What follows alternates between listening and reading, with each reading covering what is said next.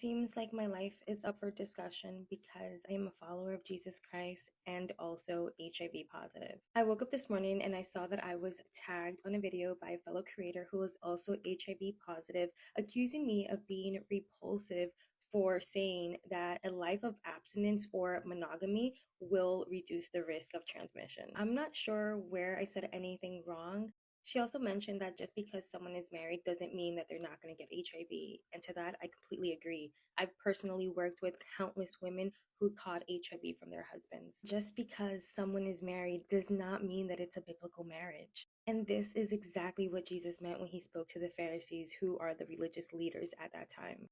They followed the law to the T and still missed the mark. They were not pleasing unto God. Why? Because their hearts weren't in the right place. God weighs the hearts, I would say, more than he weighs our action. There are people who are married that still cheat. Of course, there are. Cheating doesn't begin with the action, cheating begins in the heart. It's a heart issue. The sanctification of our hearts is not something that happens the moment that we turn to Christ. This is a long life journey. I empathize with you though, because it is hard to preach a message of celibacy and abstinence in a society that not only accepts but encourages premarital sex and hookup culture. But I don't believe that I'm so out of touch as you think that I am. You're looking at a woman that, by the grace of God, was celibate for 4.5 years before she convinced herself that sin was better than God's love.